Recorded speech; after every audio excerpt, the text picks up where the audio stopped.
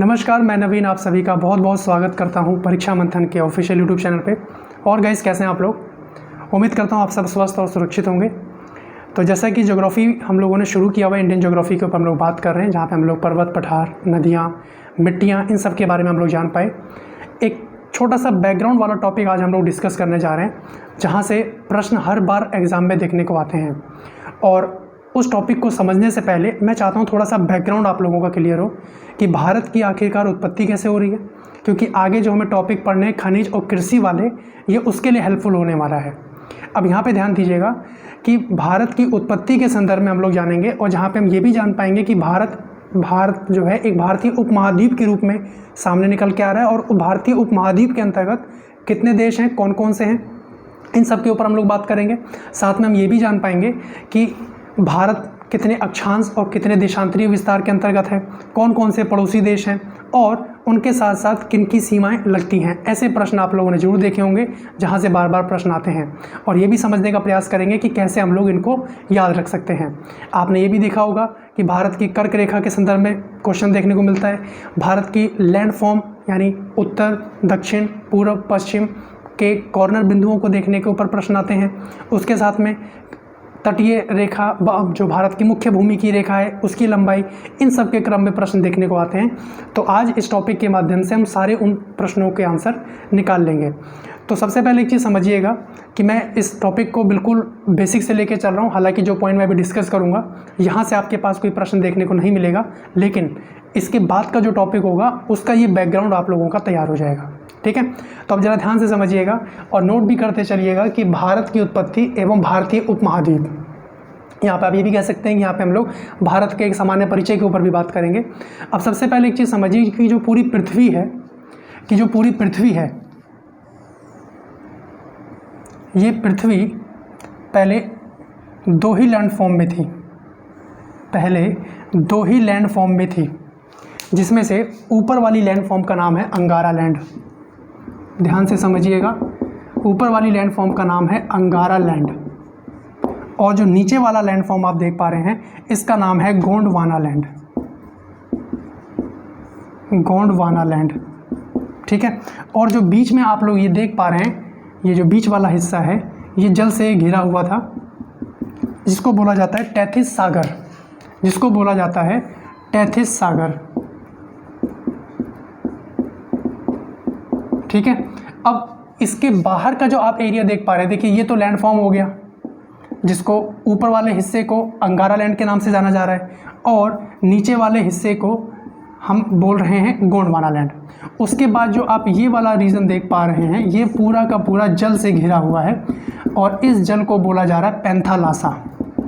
और इस जल को किस नाम से जान रहे हैं? पैंथालासा। जो ये वाला एरिया है, ये है पैंथालासा। 3 पॉइंट क्लियर हुए। यहाँ पे आप समझ पाए कि जो पूरी पृथ्वी दो लैंड फॉर्म में थी, ऊपर वाले हिस्से को अंगारा लैंड और नीचे वाले हिस्से को गोंडवाना लैंड, और इनके मध्य जो स्थित क्षेत्र है, ये भी जल से ढका हुआ है, इसको बोला जा रहा था टैथिस सागर। और उसके बाद जो पूरा जलीय क्षेत्र है, इसको बोला जाता था पैंथालासा, है ना, जो आज वर्तमान में 5 महासागरों में बट गया है और कई सागरों में बटा हुआ है ना। ये हमने कॉन्टिनेंट वाले टॉपिक में भी डिस्कस किया हुआ था। तो अब यहाँ पे जरा एक चीज़ समझिए कि जो अंगारा लैंड है, ये जो अंगारा लैंड है और जो गोंडवाना लैंड है,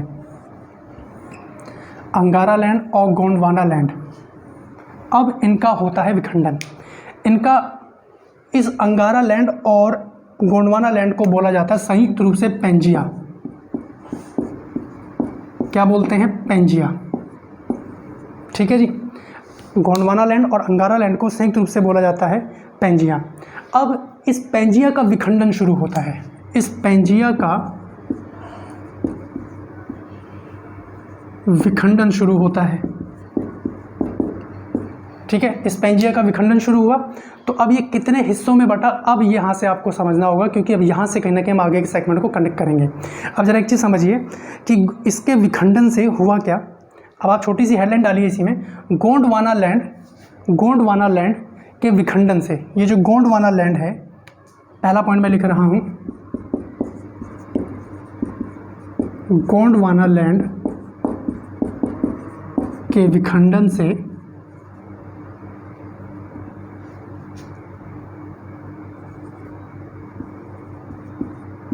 गोंडवाना लैंड के विखंडन से सबसे पहले क्या निकला इसमें?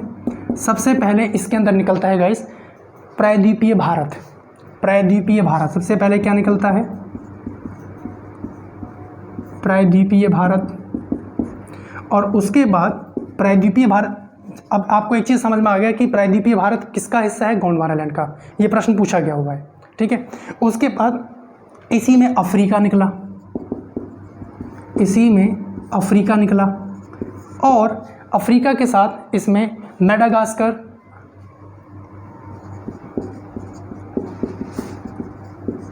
मेडागास्कर निकला, ठीक है। प्रायद्वीपीय भारत, अफ्रीका, मेडागास्कर।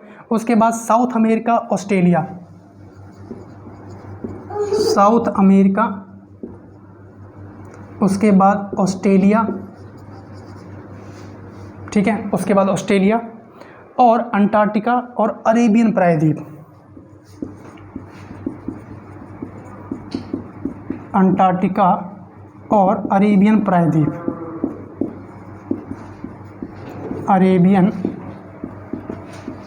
प्रायद्वीप। यही हमें समझना है यहाँ पे कि भारत की उत्पत्ति फाइनली होगी कैसे, कि जब अंगारा लैंड और गोंडवाना लैंड, जिसको पेंजिया के रूप से जाना जा रहा है, और जब इसके विखंडन की प्रक्रिया शुरू हुई, तब गोंडवाना लैंड का जो विखंडन होता है वो प्रायद्वीपीय Bharat, Africa, Madagascar, south America और ऑस्ट्रेलिया, अंटार्कटिका और अरेबियन प्रायद्वीप, यानी इतने क्षेत्र में गोंडवाना लैंड का विखंडन हो गया। अगर आपसे प्रश्न आ जाए कि अफ्रीका कौन से लैंड का हिस्सा है, अंगारा या गोंडवाना, तो आपका आंसर होगा गोंडवाना। हालांकि भारत के संदर्भ में कई बार पूछा गया है कि भारत किस लैंड फॉर्म का हिस्सा है, तो गोंडवाना लैंड। क्लियर यहाँ तक? अब यहाँ पे जरा एक चीज़ समझिए कि जब इनका विखंडन हो रहा है, जब प्रायद्वीपीय भारत ये सारे क्षेत्र बट रहे हैं, तो यहाँ पे 2 स्टेप में ये प्रोसेस पूरा होता है। तो पहले स्टेप में हम लोग समझते हैं, इसका स्क्रीनशॉट लीजिए, इसका स्क्रीनशॉट ले लीजिए।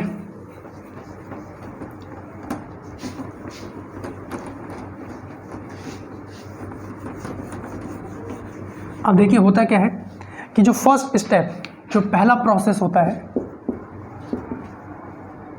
प्रोसेस 1, इसमें क्या होता है गाइस कि जो, अब आप एक चीज़ और जानते हैं कि ये 0 डिग्री विषुवत रेखा है, इक्वेटर लाइन है ना। और भारत अभी इस टाइम कहाँ पे मौजूद है? विखंडन के दौरान भारत कहीं ना कहीं यहाँ मौजूद है, भारत कहीं ना कहीं यहाँ मौजूद है। अब जब इसका विखंडन हो रहा है तो अफ्रीका और मेडागास्कर इससे जुड़े हुए हैं। यहाँ पे कौन जुड़े हुए हैं? अफ्रीका और मेडागास्कर जुड़े हुए हैं।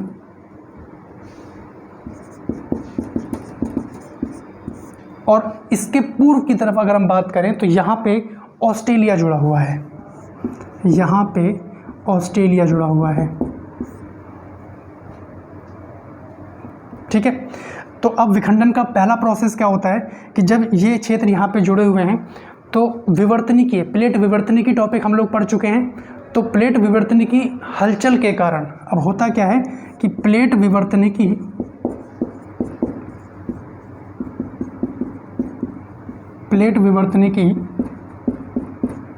हलचल से,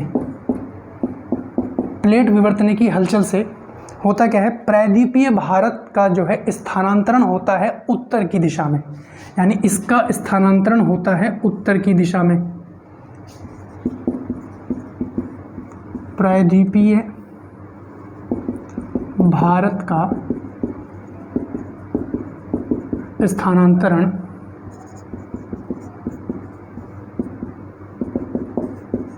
उत्तर की ओर होना शुरू हो जाता है। ये तो हुआ पहला स्टेप कि पहले स्टेप में भारत का जो स्थानांतरण, प्रायद्वीपीय भारत का जो स्थानांतरण है वो उत्तर की ओर होना स्टार्ट हो जाता है, स्टेप नंबर 1, ठीक है। किसके कारण हो रहा है ये आप जानते हैं, प्लेट विवर्तनिकी, प्लेट टेक्टोनिक के कारण ये सारे कार्यक्रम हो रहे हैं।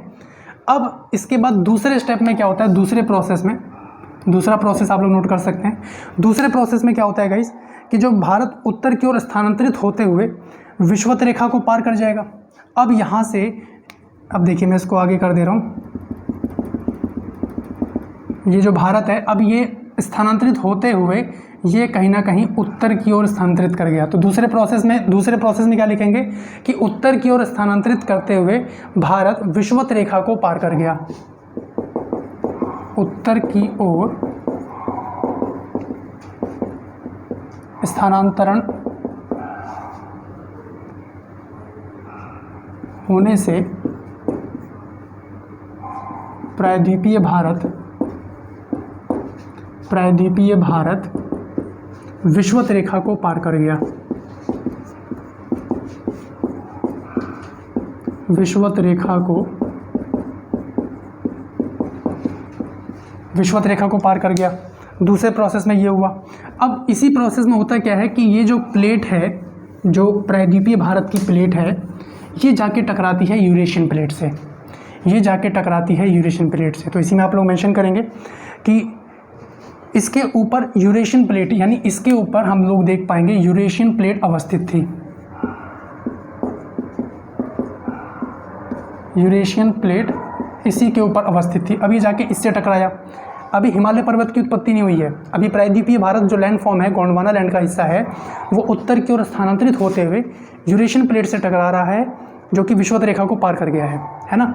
तो अब जब ये यहाँ पे इससे टकराएगा, इससे टकराने के क्रम में यूरेशियन प्लेट से टक्कर हुई, तो सबसे पहले क्या हुआ, अब ज़रा समझिए, विषुवत रेखा को पार कर गया और यूरेशियन प्लेट से टक्कर।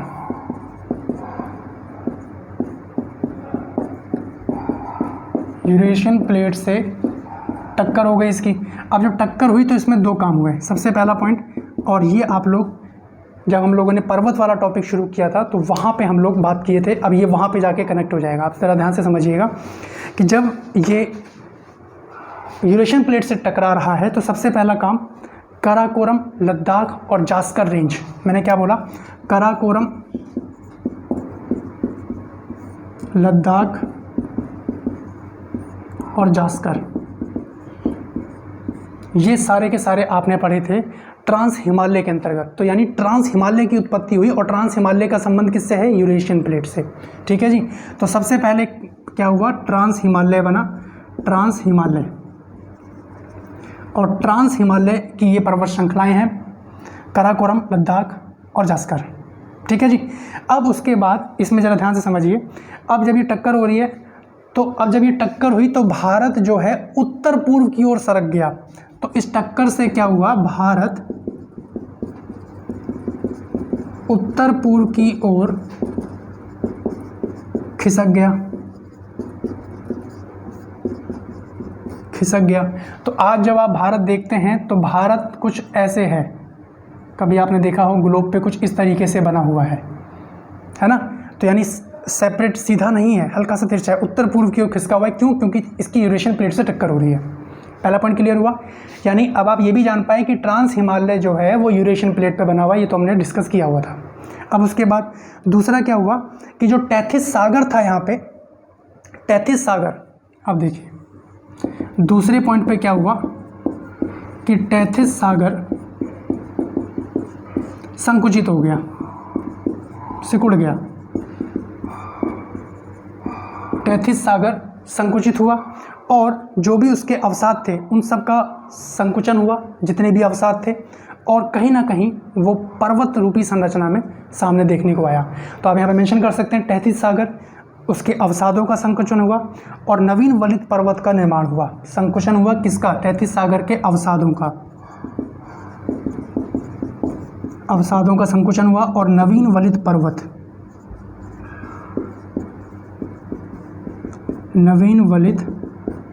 का निर्माण हुआ। नवीन वलित पर्वत का निर्माण हो गया, जिसको आज आप लोग हिमालय के नाम से जानते हैं, है ना। हिमालय में ट्रांस हिमालय, वृहद हिमालय, लघु हिमालय, शिवालिक हिमालय, इनके बारे में हम लोग डिटेल में बात कर चुके हैं। तो अब आप लोग जान पाए होंगे कि आखिरकार इसका निर्माण हुआ कैसे। ठीक है। अब यहाँ पे एक चीज़ समझिए कि जो टेथिस सागर का जब संकुचन होता है तो हिमालय पर्वत तो ऊपर बन गया। अब यहाँ पे मैं इसकी संरचना आगे बना दूँ अगर, तो कुछ आप इस तरीके से देख पाएंगे, है ना। तो यहाँ तो हिमालय का निर्माण हो गया, लेकिन जो टेथिस सागर के जो अवसाद बचे उससे ये उत्तर भारत के मैदान का निर्माण हो गया। यहाँ पे मैदानी रूपी संरचना देखने को मिली, जहाँ पे जलोढ़ विशाल मैदान का निर्माण हुआ। ठीक है, ये 2 पॉइंट क्लियर हुए। इसका स्क्रीनशॉट लीजिए, फिर हम लोग आगे बात करें।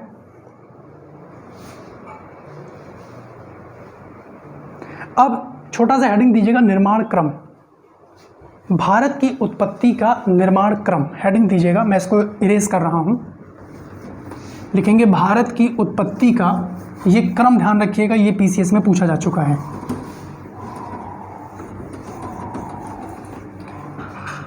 हेडिंग दीजिएगा, भारत की उत्पत्ति का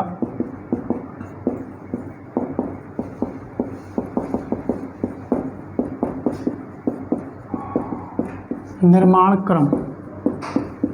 सबसे पहले क्या आया, कौन सी संरचना सामने देखने को आई? तो सबसे पहला पॉइंट मेंशन करेंगे आप लोग कि सबसे पहले अस्तित्व में आया प्रायद्वीपीय भारत। सबसे पहले अस्तित्व में आया प्रायद्वीपीय भारत। ठीक है, उसके बाद यहाँ पे हमने जो भी टक्कर के बाद देखा, दूसरे नंबर पे आया हिमालय पर्वत। दूसरे नंबर पे हिमालय पर्वत रूपी संरचना सामने देखने को आई। ये क्रम है, क्रम ध्यान रखेंगे। और तीसरे नंबर पे यहाँ पे हम देख पाएंगे उत्तर भारत के विशाल मैदान। उत्तर भारत के विशाल मैदान, उत्तर भारत के विशाल मैदान यहाँ पे देखने को मिल रहे हैं। अब उसके बाद यहाँ पे चौथे नंबर पे जो देखने को आता है, देखिए आप जब ये भारत ऊपर की तरफ मूव हो रहा है तो सबसे पहले क्या बना, हिमालय। प्रायद्वीपीय भारत ऊपर मूव हुआ, सबसे पहले हिमालय बना, उत्तर भारत के मैदान बने, और उत्तर भारत के मैदान के पश्चिम में आप देख पाएंगे मरुस्थल बने। तो चौथे नंबर पे क्या बना है, चौथे नंबर पे मरुस्थल, और उसके बाद ही तटीय क्षेत्र भी तो देख पाएंगे। अब यहाँ पे सागर देखने को मिलेगा, अरब सागर, हिंद महासागर, बंगाल की खाड़ी, है ना। तो मरुस्थल एवं तटीय क्षेत्र, मरुस्थल एवं तटीय क्षेत्र देखने को सामने आ रहे हैं। ठीक है जी, तो ये क्रम आप लोग जरूर ध्यान रखेंगे कि किस क्रम में बना है। और ये पूरा का पूरा भाग, ये पूरा का पूरा लैंडफॉर्म भारतीय उपमहाद्वीप कहलाया। आप लोग ये जान पाए कि भारत की उत्पत्ति का निर्माण क्रम क्या है। पहले प्रायद्वीपीय भारत, हिमालय पर्वत, उत्तर भारत के विशाल मैदान, चौथे नंबर पे मरुस्थल और तटीय क्षेत्र, है ना। अभी भारत बना नहीं है, अभी भारत उपमहाद्वीप के रूप में सामने आया है। तो नेक्स्ट पॉइंट आप लोग मेंशन कीजिएगा इसमें, इसका स्क्रीनशॉट ले लीजिए और मेंशन करेंगे कि ये पूरा भूभाग भारतीय उपमहाद्वीप कहलाया। लिखेंगे यह पूरा भूभाग, यह पूरा भूभाग भारतीय उपमहाद्वीप कहलाया। अब यहाँ पे एक प्रश्न आता है कि अब भारतीय उपमहाद्वीप के अंतर्गत कौन कौन से देश हैं। सबसे इम्पॉर्टेंट पॉइंट, कई बार प्रश्न आया है, हालांकि है तो बैकग्राउंड का मामला, क्योंकि आगे जो मैं आपको सेगमेंट डिस्कस करने वाला हूँ वहाँ पे ही हेल्प करेगा, लेकिन यहाँ से प्रश्न है। तो अब भारतीय उपमहाद्वीप के अंतर्गत कौन कौन से देश हैं, आप लोग कैसे इसको याद रख पाएंगे, क्योंकि इनका फिर बाद में भारतीय उपमहाद्वीप का बाद में राजनीतिक विभाजन भी हुआ। तो आप कैसे याद रखेंगे, देखिए आप लोगों को याद होगा एक संस्था आप लोग पढ़ते हैं सार्क, SAARC, हिंदी में बोलते हैं सार्क, और इसके हैं 8 सदस्य देश। इसके हैं 8 सदस्य देश। कैसे याद रखते हैं उनके नाम, MBBS, MBBS किया, और MBBS करना अपने आप में पेन है, तो पेन, PAIN। ठीक है जी, ये बस मैं आपको याद रखने के लिए बता रहा हूँ कि भारतीय उपमहाद्वीप के अंतर्गत कितने देश हैं, तो 8 नहीं है, 7 हैं। भारतीय उपमहाद्वीप में कितने देश हैं, तो 7 देश हैं। अब इनमें से कौन सा नहीं है, बस उसको हटा दीजिएगा। तो M से सबसे पहले पॉइंट आप मेंशन करेंगे, M से आप मेंशन करेंगे मालदीव। M से मेंशन करेंगे मालदीव, भूटान, बांग्लादेश, ठीक है। उसके बाद श्रीलंका, पाकिस्तान, अफ़गानिस्तान, I से भारत, इंडिया, और N से नेपाल, N से नेपाल। तो यहाँ पे कौन सा नहीं है, वो आपको ध्यान रखना है, तो ये वाला नहीं है। ठीक है जी। तो भारतीय उपमहाद्वीप के कौन से देश हैं? मालदीव, भूटान, बांग्लादेश, श्रीलंका, पाकिस्तान, इंडिया और नेपाल। ये भारतीय उपमहाद्वीप के अंतर्गत माने जाते थे। ठीक है जी। और इसके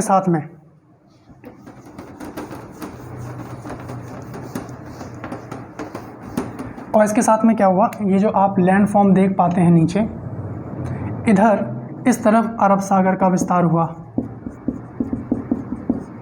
अरब सागर, इधर दक्षिण में हिंद महासागर, और इसके पूर्व की तरफ बात करें तो बंगाल की खाड़ी। तो पहले नंबर पे प्रायद्वीपीय भारत बना, दूसरे नंबर पे हिमालय बना, तीसरे नंबर पे उत्तर भारत के विशाल मैदान बने, चौथे नंबर पे मरुस्थल और तटीय मैदान। ये क्रम आप लोग ध्यान रखेंगे। ये पूरा का पूरा लैंड फॉर्म भारतीय उपमहाद्वीप कहलाया। और भारतीय उपमहाद्वीप के अंतर्गत टोटल है 7 सदस्य देश, टोटल है 7 देश, और 7 देश क्रम में आप लोग याद रख सकते हैं, है ना। तो ये इसका स्क्रीनशॉट लीजिए, इसको नोट कीजिए, फिर हम लोग आगे बढ़ते हैं।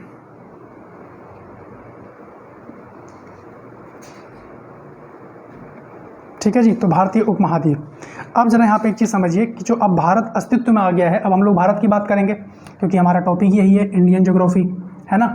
तो भारतीय उपमहाद्वीप में इतने देश हैं, ठीक है। अब हम लोग भारत की तरफ मूव कर रहे हैं, इसका स्क्रीनशॉट लीजिए।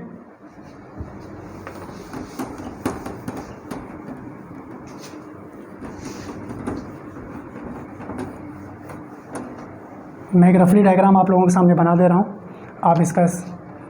आप भी प्रयास कीजिएगा बनाने का।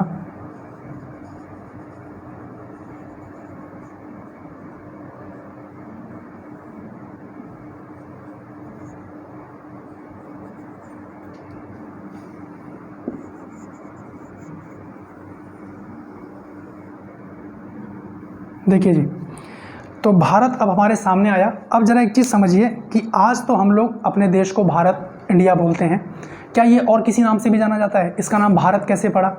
ऐसे कई सारे प्रश्नों का आंसर आपको पता होने चाहिए।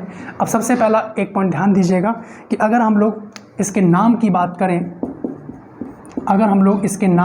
करें, तो सबसे पहला पॉइंट, इसका नाम भारत कैसे पड़ा? इसका नाम भारत कैसे पड़ा? तो राजा दुष्यंत थे, उनके पुत्र का नाम था भरत। तो राजा दुष्यंत के पुत्र के नाम पर भरत नाम था, उनके नाम पे भारत देश हमारा इसका नाम पड़ा। तो आप मेंशन कर सकते हैं राजा दुष्यंत के पुत्र भरत के नाम पर, राजा दुष्यंत के पुत्र भरत के नाम पर भारत पड़ा। ठीक है जी। और क्या नाम पड़ा भारत का? भारत का नाम पड़ा हिंदुस्तान। भारत का नाम पड़ा हिंदुस्तान। अब ये कहाँ से आया? ये आया ईरानियों से आया। एक्चुअली होता क्या है कि ईरानी लोग जो हैं वो सा को क्या बोलते हैं? हा बोलते हैं। तो सिंधु नदी थी, तो सिंधु से हिंदू बोला इन्होंने, हिंदुस्तान। ठीक है। उसके बाद इसका नाम इंडिया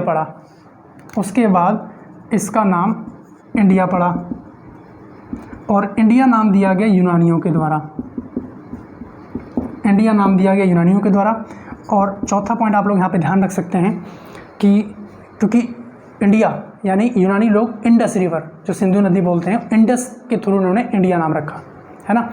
उसके बाद इसका नाम आप ध्यान रखेंगे कि अगर वेदों की बात करें तो वेदों में जम्बू द्वीप, वेदों में भारत का नाम क्या रखा गया है? वेदों में भारत का नाम जम्बूद्वीप पड़ा जी। ठीक है जी। तो जम्बूद्वीप वेदों के अनुसार, इंडिया यूनानियों के अनुसार, हिंदुस्तान ईरानियों के अनुसार, और भारत राजा दुष्यंत के पुत्र भरत के अनुसार। ठीक है। इसका स्क्रीनशॉट लीजिए। क्या संविधान में इतने सारे नामों का वर्णन है? नहीं, संविधान में केवल इंडिया और भारत के बारे में कहा गया है, क्योंकि हिंदुस्तान इसलिए नहीं कहा गया कि ऐसा लगता है कि हिंदुओं का स्थान है, और भारत धर्मनिरपेक्ष राज्य है, आप जानते हैं, है ना।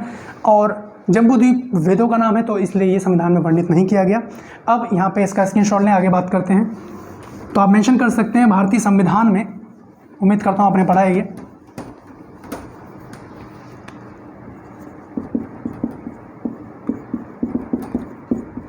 भारतीय संविधान में अनुच्छेद एक में इंडिया और भारत इसका नाम वर्णन है। इसमें साफ साफ लिखा हुआ है India that is Bharat, India that is Bharat shall be A union of state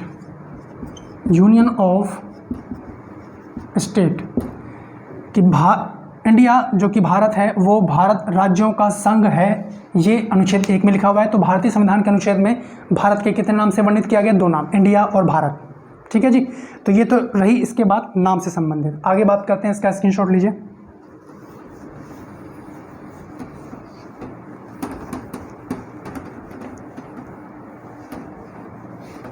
अब यहाँ पे ज़रा समझिएगा कि अगर हम लोग बात करें इसके क्षेत्रफल के संदर्भ में, जहाँ से कई बार प्रश्न देखने को आते हैं, तो भारत जो है एशिया कॉन्टिनेंट का हिस्सा है, ये आप जानते हैं।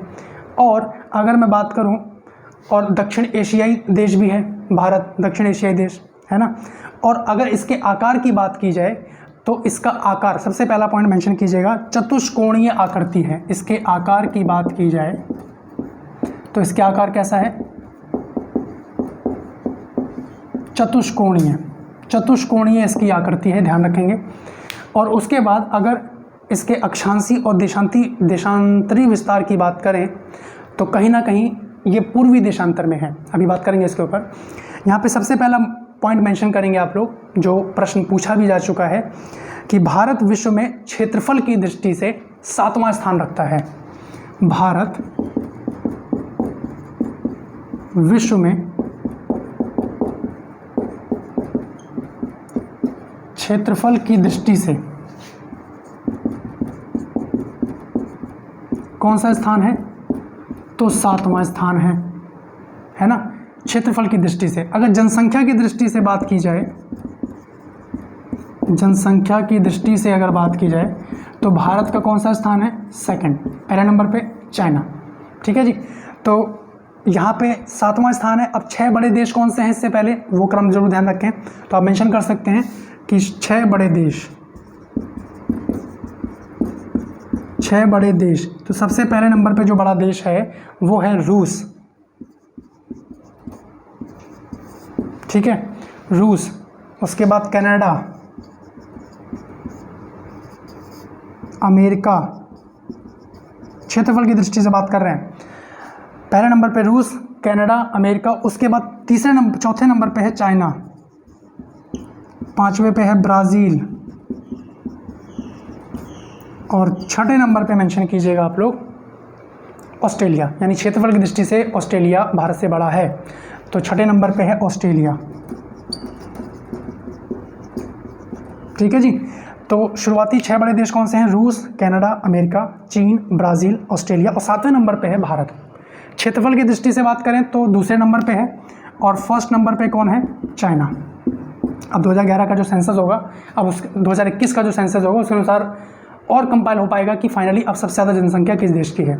अभी तक जो करंट अफेयर में हम लोग सुनते हुए आते हैं, लगभग भारत की जनसंख्या 140 करोड़ पहुंच चुकी है, जो 2011 में 121 करोड़ थी। तो जब सेंसस होगा उसके बाद हम लोग उसके ऊपर भी चर्चा करेंगे। तो ये तो रही क्षेत्रफल के संदर्भ में मामला, यहाँ पे आप ध्यान रखेंगे। ठीक है, क्षेत्रफल की दृष्टि से कितना स्थान, कौन से देश 6 नंबर टॉप 6 हैं। अब यहाँ पे अगर बात करें कि भारत का ये पूरा क्षेत्रफल है कितना, तो 32,87,263 वर्ग किलोमीटर। मेंशन कीजिएगा इस पॉइंट को कि भारत का कुल क्षेत्रफल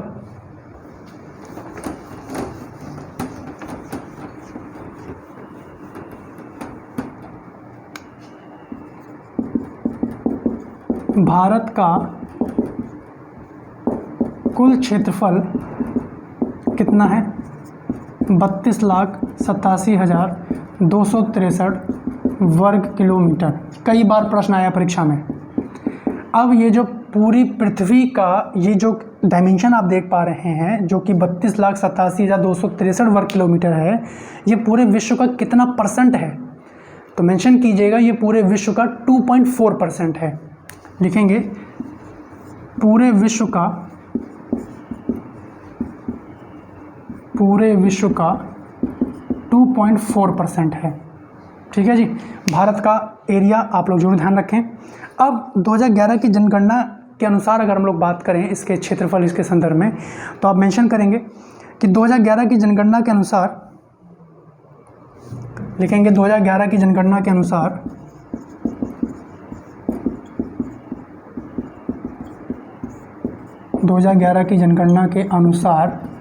भाई जनगणना किसकी होगी? जनसंख्या की होगी।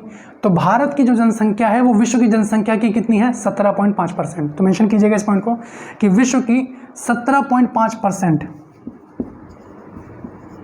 विश्व की 17.5% जनसंख्या भारत में निवास कर रही है। भाई एरिया की बात की जाए तो 2.4%, जनसंख्या की बात की जाए तो 17.5% जनसंख्या पूरे विश्व की भारत देश में निवास करती है। ठीक है, 2.5 पूरे एरिया के संदर्भ में। और यहाँ पे गांव की संख्या बहुत इंपॉर्टेंट पॉइंट भाई, ये प्रश्न कई बार परीक्षा में आया है। यहाँ पे गांव की संख्या 2011 की जनगणना के अनुसार कितनी रही? तो मेंशन कीजिएगा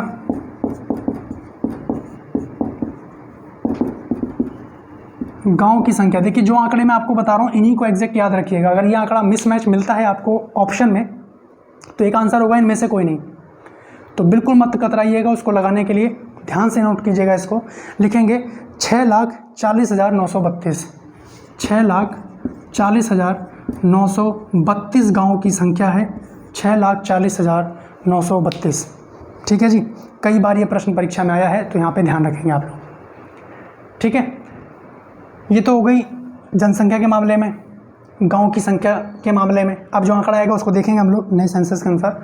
अब ये जो लैंडफॉर्म आप देख पा रहे हैं, ऊपर आप लोग जानते हैं उत्तर, नॉर्थ, साउथ, ईस्ट और वेस्ट, है ना। तो उत्तर, दक्षिण, पूरब, पश्चिम, ये कितना डायमेंशन है ये आपको ध्यान रखना है, कितने किलोमीटर का डिस्टेंस है। तो मेंशन कीजिएगा इसमें।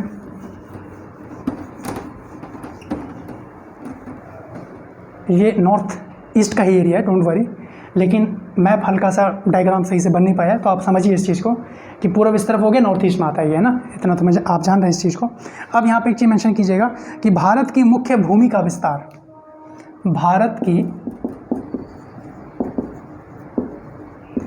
मुख्य भूमि का विस्तार, अगर भारत के मुख्य भूमि के विस्तार की बात करें तो पूर्व से पश्चिम,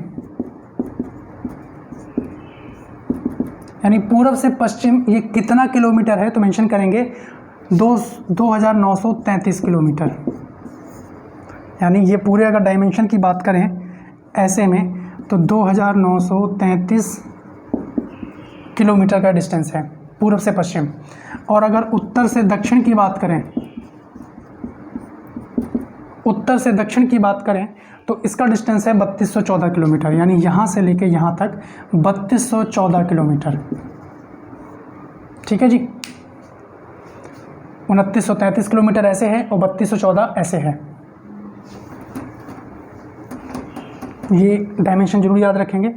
और एक सबसे इम्पॉर्टेंट पॉइंट जो आपके एग्जाम में देखने को मिल सकता है कि भैया वर्तमान में भारत में कितने राज्य, कितने संघ शासित राज्य हैं, है ना।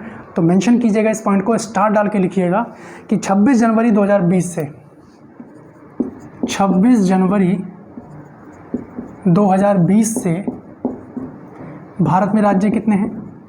तो 28 राज्य हैं। ठीक है। और केंद्र शासित राज्य आपके मन में 9 आ रहा है? 9 नहीं है, 8 हैं। ठीक है जी। क्यों? क्योंकि दादर नागर हवेली को मिला के और दमन दीव को मिला के 1 कर दिया गया है। तो आप ये आंकड़ा जरूर ध्यान रखेंगे। 28 राज्य और 8 केंद्र शासित प्रदेश हैं अगर हम भारत के संदर्भ में यहाँ पे बात करें। ठीक है। अब जरा यहाँ पे एक चीज़ समझिए, अगर हम इसके अक्षांशीय विस्तार की बात करें, इसका स्क्रीनशॉट ले लीजिए, फिर हम लोग बात करते हैं इसमें।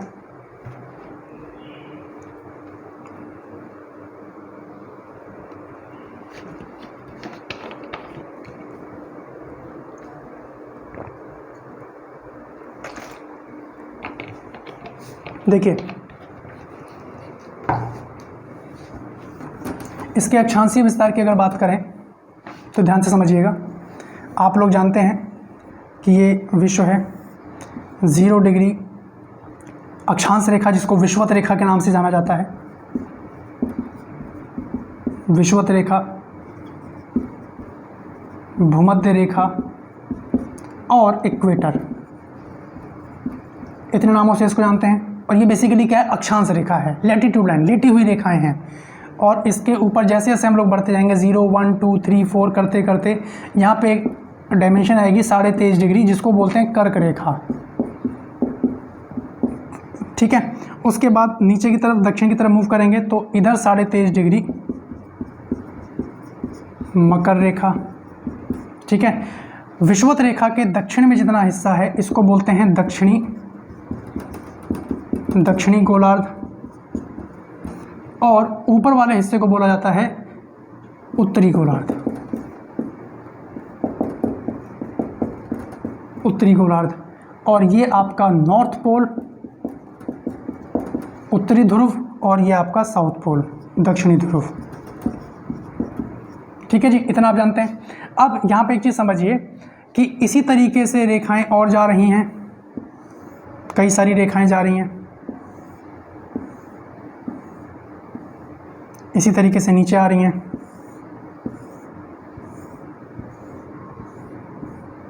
है ना। और भारत के मध्य से कर्क रेखा गुजरती है, तो भारत हमारा लगभग कहीं ना कहीं यहाँ पे ये बना हुआ है।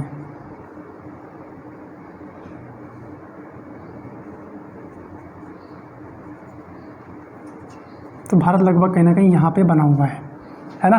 तो यहाँ पे आप लोग एक चीज़ जान पाए कि कर्क रेखा भारत के यहाँ से जा रही है, ठीक है, कर्क रेखा। अब आप एक चीज़ और जान पाए कि जो अक्षांश रेखा है जो ऊपर की तरफ 0 डिग्री से ऊपर की तरफ जा रही है, यहाँ अक्षांश से लेके ऊपर अक्षांश तक कितने अक्षांश में ये फैला हुआ है, पहला पॉइंट मेंशन कीजिएगा। आप लिखेंगे कि भारत का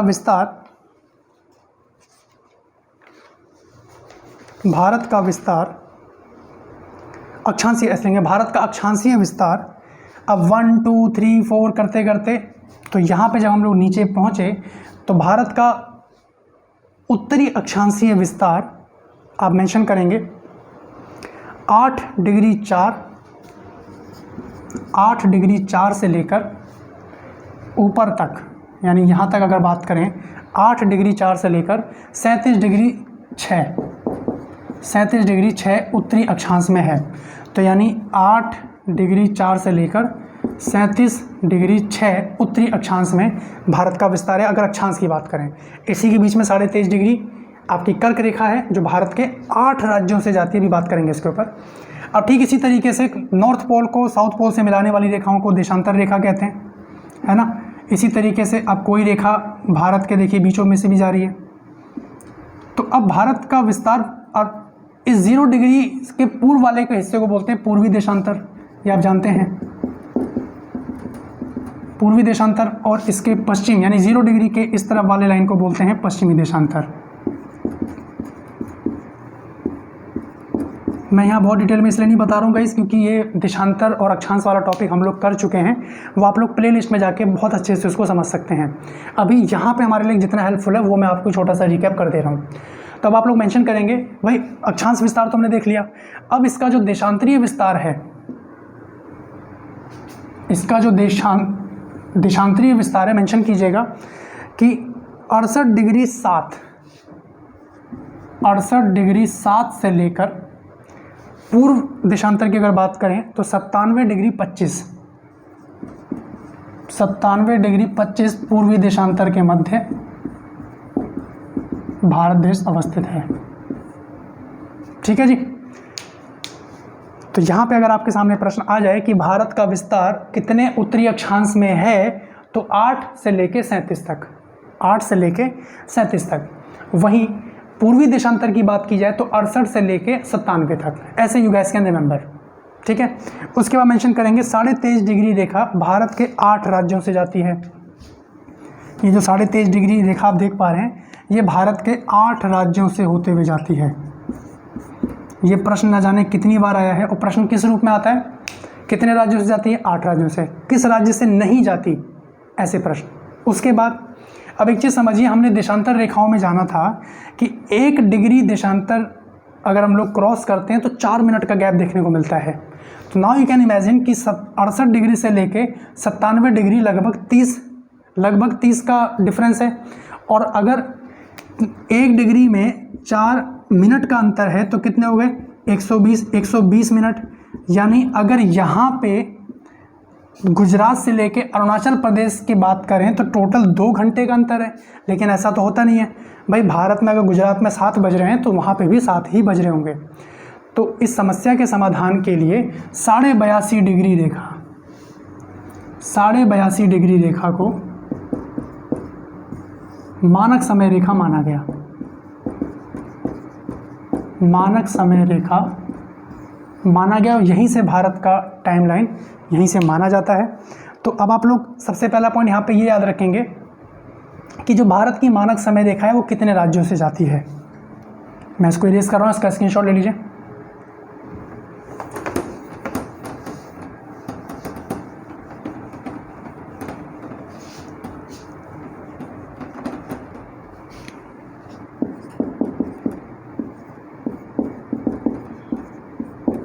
मानक समय रेखा, सबसे पहले उत्तर प्रदेश। मानक समय रेखा की बात हो रही है गाइस। मानक समय रेखा जो 82.5 डिग्री है वो भारत के कितने राज्यों से जा रही है, ये पॉइंट आपके सामने होना चाहिए। आपकी जानकारी के लिए 5 राज्यों से जा रही है। पहला पॉइंट तो ये याद रखेंगे, 5 राज्यों से होते हुए जा रही है, जिसमें पहला पॉइंट है उत्तर प्रदेश, दूसरा पॉइंट मेंशन करेंगे मध्य प्रदेश MP, तीसरा पॉइंट आंध्र प्रदेश,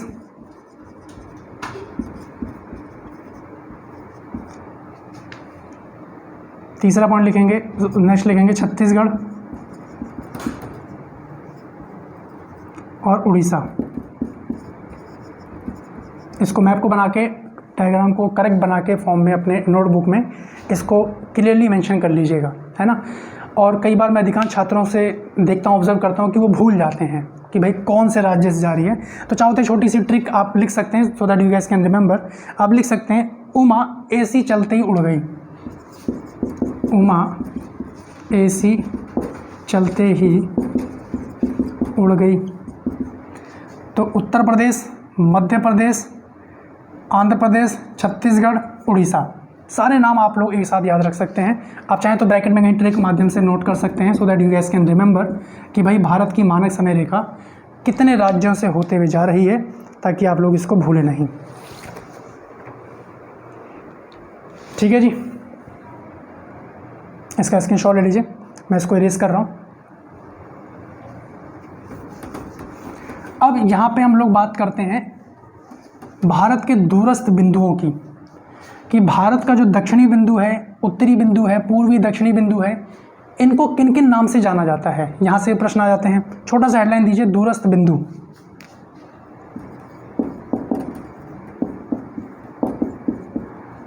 छोटा सा हेडलाइन दीजिए, दूरस्थ बिंदु।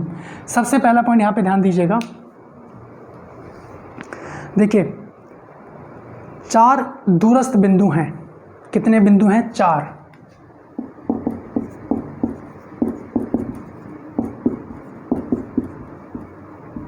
चार दूरस्थ बिंदु हैं। सबसे पहले अगर बात करें तो उत्तर में जो दूरस्थ बिंदु है उसको किस नाम से जानते हैं? उत्तर में जो दूरस्थ बिंदु है इसका नाम लिखिएगा इंदिरा कॉल। क्या बोलते हैं?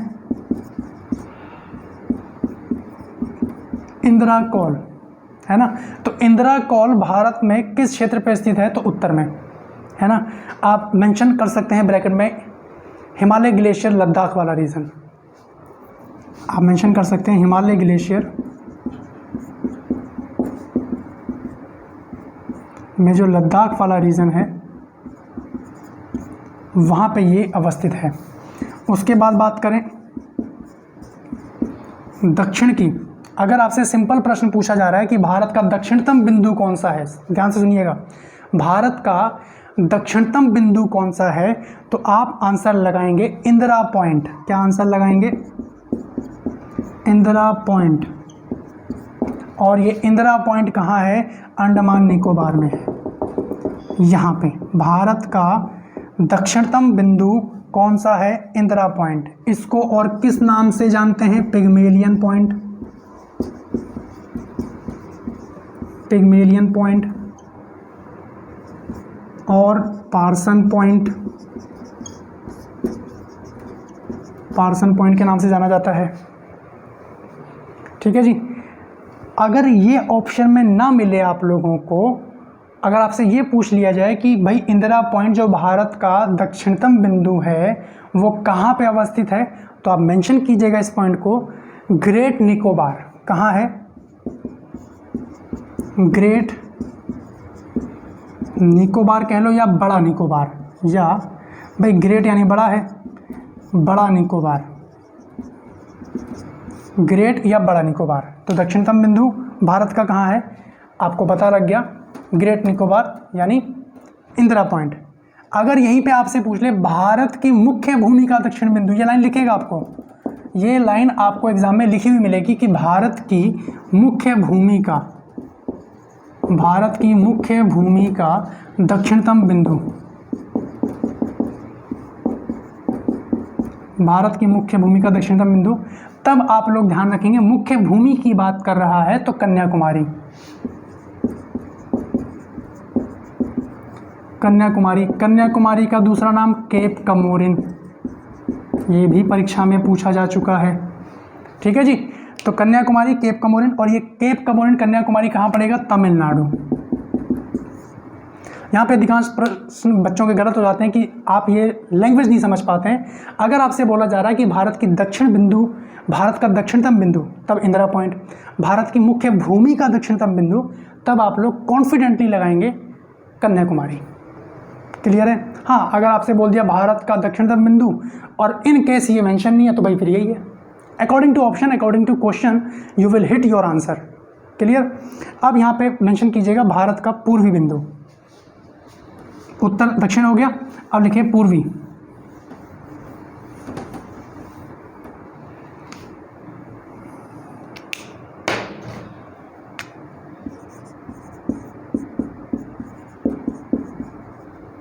पूर्वी बिंदु को किस नाम से जानते हैं? तो लिखेंगे किबुथु, किबीथु, किबीथु। ये अरुणाचल प्रदेश में है। कहाँ है? अरुणाचल प्रदेश। ठीक है। और भारत का पश्चिमी बिंदु, भारत का पश्चिमी बिंदु, तो यहाँ पे मेंशन करेंगे गुहार मोती, गुजरात में है। गुहार मोती ये पड़ता है गुजरात में। ठीक है जी। तो ये दूरस्थ बिंदु हैं जो आप लोगों को ध्यान रखने हैं, ये आपके एग्जाम में देखने को मिल सकते हैं। और देखिए, अगर लैंड फॉर्म की बात, ये तो दूरस्थ बिंदु की बात हो गई। अगर लैंड फॉर्म की बात कर ले कि भाई सबसे उत्तर में भारत का कौन सा राज्य अवस्थित है, तो यहाँ पे आपको एग्जाम में प्रश्न देखने को मिल सकता है। क्यों? क्योंकि लास्ट टू लास्ट ईयर चर्चा में रहा, जब जम्मू कश्मीर का विलय करते हुए लद्दाख और कश्मीर, है ना, ये अलग अलग प्रांत में विभाजित कर दिए गए। तो एक छोटा सा नोट डाल के मेंशन कीजिएगा, आप लोग नोट डालिएगा।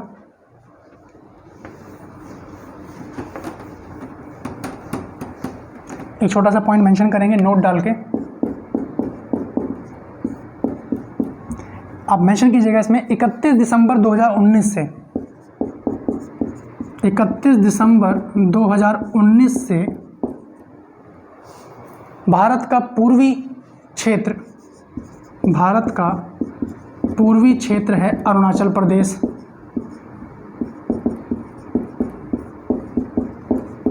पूर्वी क्षेत्र ना लिखते हुए पूर्वी राज्य लिखिए आप, है ना, अभी राज्य की बात हो रही है। पूर्वी राज्य अरुणाचल प्रदेश और पश्चिमी राज्य मेंशन करेंगे आप लोग गुजरात। ठीक है जी। अब दक्षिणी राज्य तमिलनाडु, दक्षिणी राज्य तमिलनाडु। उत्तरी राज्य आपके मन में जम्मू कश्मीर आ रहा होगा, जो हटा दीजिएगा। 31 दिसंबर 2019 से उत्तरी राज्य हिमाचल प्रदेश।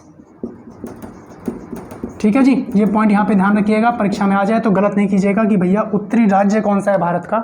जम्मू कश्मीर भी ऑप्शन में देगा आपको, अब वो राज्य नहीं रहा है है ना। तो अब राज्य कौन है? हिमाचल प्रदेश। क्लियर? इसका आगे बात करते हैं।